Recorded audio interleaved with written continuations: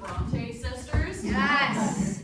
And I gotta tell you, so a little bit about the Bronte sisters clique is that, okay, so Charlotte Bronte, Emily Bronte, and Anne Bronte were three of the most powerful feminist writers of the Victorian era, and probably wrote some of the most problematic female characters of all time. Woo! Which, clique, makes them incredibly relatable.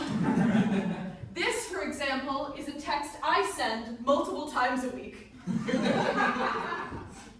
So something I do a lot, and I get made fun of by my friends because when they're going through like situationship problems or things like that, I will just pull Bronte quotes to be like, this is what you're going through. And they're like, Carly, I didn't, why?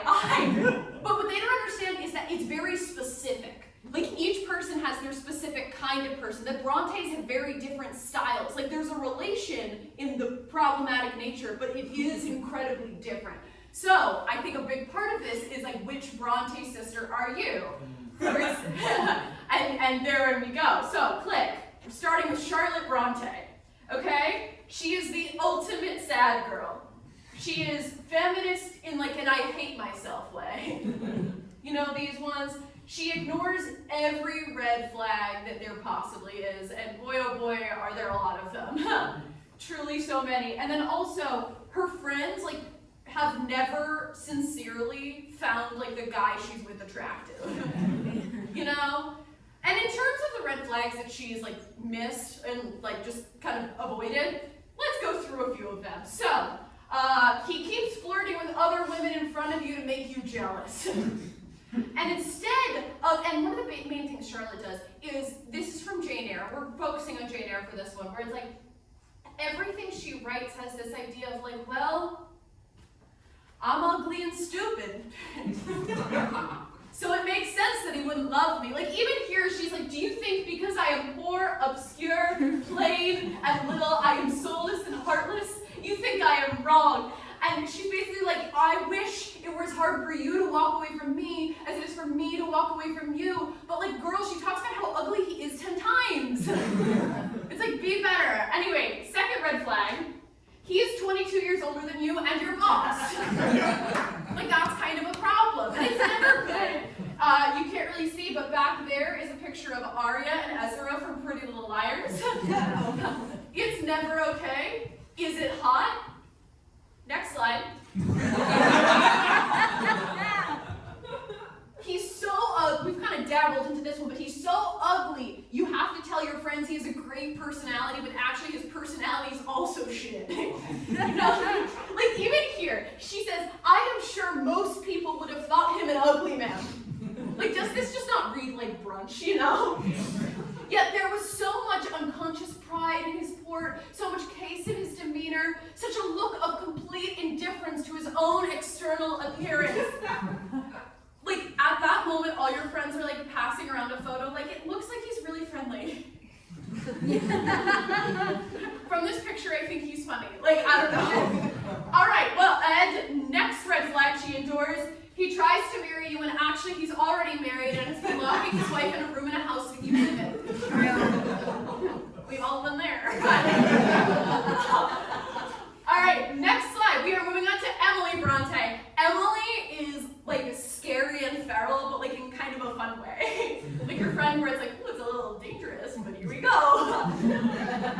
She is obviously still in love with her ex, and she obviously hates the guy she's currently with. She also never thinks she's wrong, but honestly, frequently wrong. For example, next slide. She marries this one guy because she's the guy in Wuthering Heights, her like main book. She marries this one guy because the guy she's in love with, she's like, it could never be. And she literally says, it would degrade me to marry Heathcliff, the man she's in love with now, so he shall never know how I love him.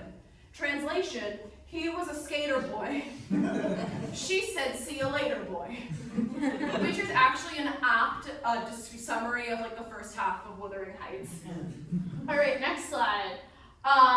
So then also, she has this whole complex where she's like, she'll talk and talk and talk and talk and be like, no, you don't understand. Like, maybe you think I did the wrong thing, but actually I did the right thing. She goes through this whole thing where she's like, however, it's over and I'll take no revenge on his folly. I can afford to suffer anything hereafter. Should the meanest thing alive slap me on the cheek, I not only turn the other, but I ask pardon for provoking it, and as proof, I'll go make my peace with Edgar now. Good night, I am an angel. Which, when your friend who's like kind of crazy and you're hearing it and you're like, okay, actually, I think the guy might be right. What do you say to that girl? Next slide. Good for you, girl. You're totally right, down, because that girl might cut you. Anyway, next, we have Anne Bronte.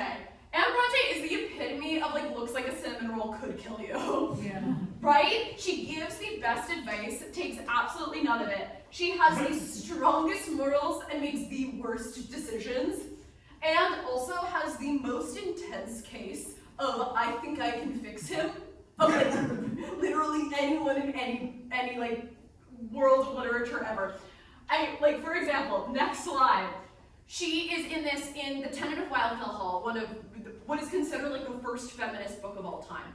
She is about to marry this guy, and her aunt is like trying to stop her, and is like, hey, do you seriously think this guy is like a man of principle? And her response to her aunt is, perhaps not exactly.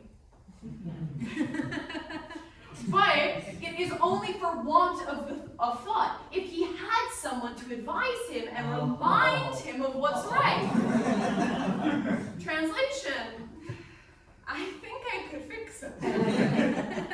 And then her aunt replies, you yourself would willingly undertake to be his teacher, but my dear, he is, I believe, a full 10 years older than you. How is it you are so beforehand in moral acquirements? Translation, girl, you can't fix him. To which she replies, if I hate the sins and I love the sinner and would do, if I hate the sins, I love the sinner and would do much for his salvation. Translation, watch me try. And boy, oh boy, do we, because this advice comes on page like 150. She spends the next